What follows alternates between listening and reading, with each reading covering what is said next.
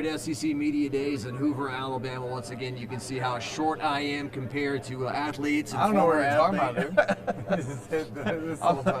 about, dude. To relate to T-Bob, I'm like a bridge troll, and he's yes, a giant man here. Well, if trolls typically in fantasy a bit larger, so you would be more, I guess, like a hobbit. You know what? No, you're a bridge troll and I'm a giant. There we go. There you go. All right. Well, hey, I'll take hobbit or whatever T-Bob calls me. T-Bob Hebert played offensive line for the LSU Tigers. Of course, you can catch him on the morning show there on ESPN Radio 104.5 in Baton Rouge.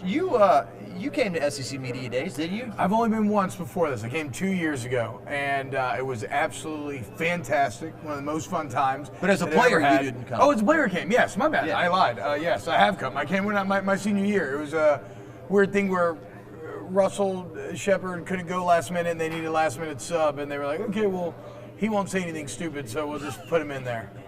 That was 2011. That was right before the 11 year. Okay. Yes, that was before the big season where we lost the national championship. Well, I know it didn't end well, but I will always talk favorably about that team, the guys that were drafted off that team. Yeah. You've documented it well on your show, the teams you beat that year. I mean, starting off with Oregon, who was in the top 4 in the country. Yeah.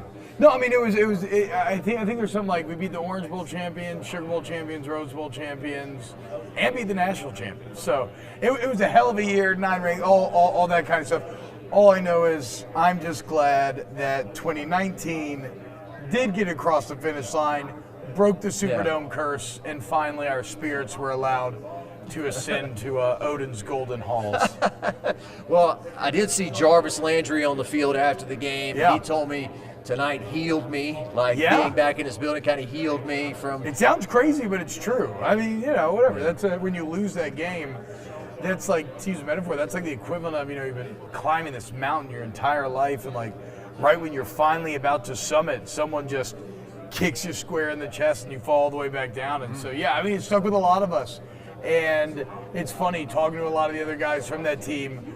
Similar sentiments are espoused when talking about 2019 and what it meant to them personally. In 2019, they did fall behind 17-7. Yep. And I'm a negative person sometimes, and I was like, oh no, please, come on. Not again. And then you saw why Jamar Chase was picked where Jamar Chase was picked, right? Because the dude is singular, and he was singular that night, and him and Joe Burrow, they really got it going, and then just the overwhelming talent of that team just took it over.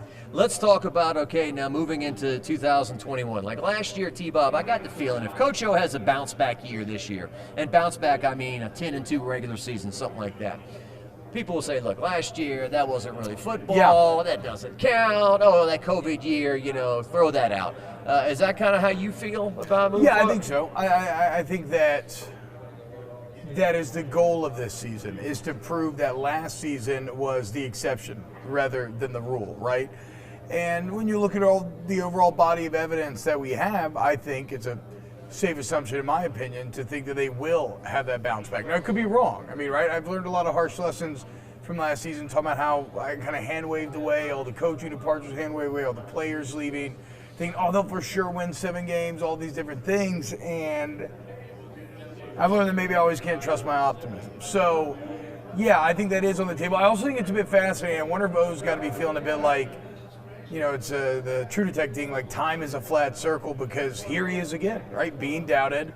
Is he actually, fresh off almost 15-0 in a natty, is he really a good head coach? Can he create sustainable success? Like a lot of the same criticisms that dogged him ever since his post-Ole Miss years are now back in earnest. And so, who knows? Maybe a good season. Maybe it finally shuts it down, or maybe it just shuts it down until the next bad season. I don't know. I will say this. If there's ever anybody good at bouncing back from low points, it is Ogeron. Yeah. I will say one thing about your former head coach, Les Miles. One thing that he said that was totally true. He said, I've been on the hot seat since that game against Tennessee. Yeah. My first year when we lost in 2005. Yeah. And really, you never really leave the hot seat in a way. I mean, the only time you're not on is when you're Coach O in 2019. You win and you got that off season.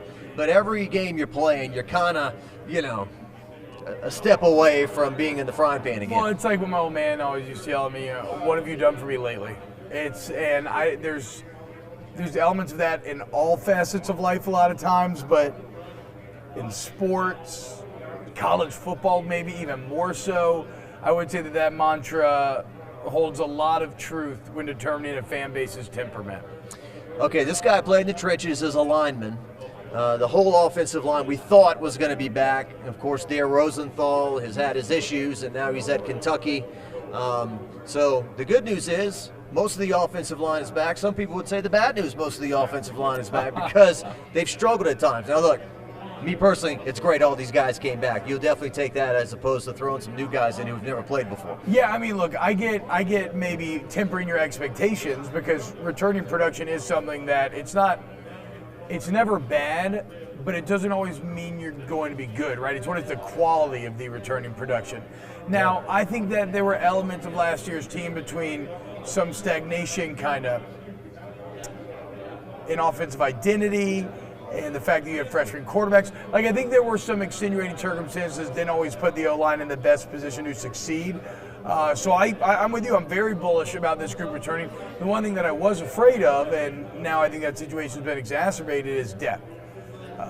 Coming out of spring, I thought you probably had 7.5 guys that you felt like were starting caliber you were comfortable with, which is about just enough. That's about just enough what you're looking for.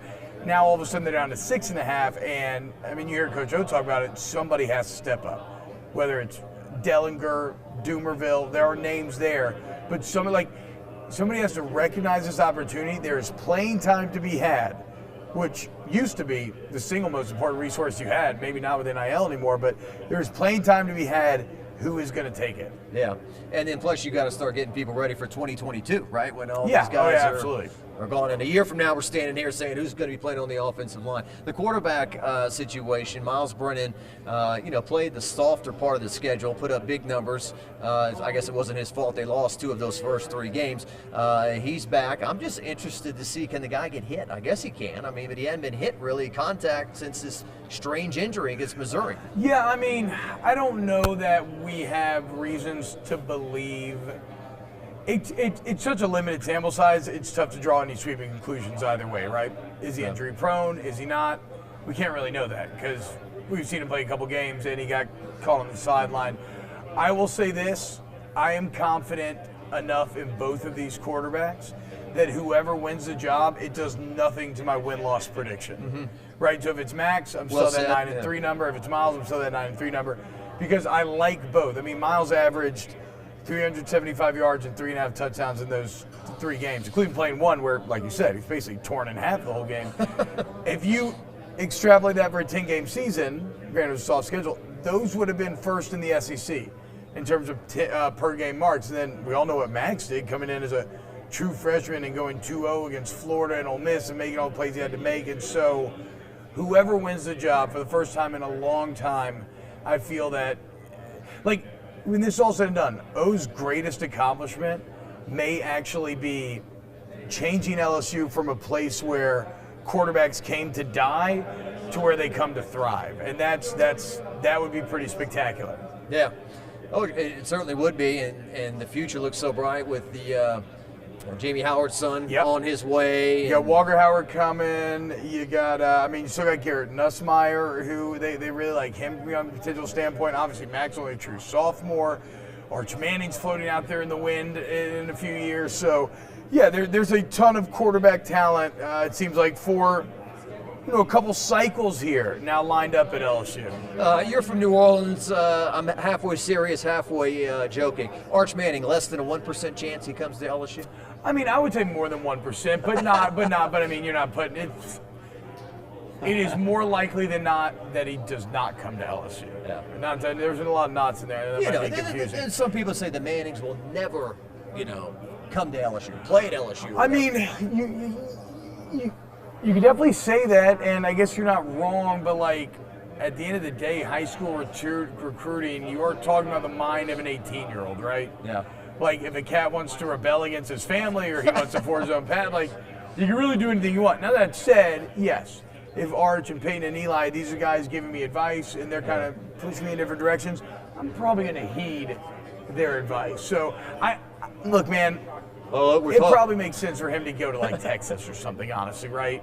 Yeah. Lower bar for the fans to be happy. Austin is a city that's very kind of It's liberal. It's a liberal city. And it's just a. It's the cool city, right? Like it's the cool place. It's the cool place. All the kids.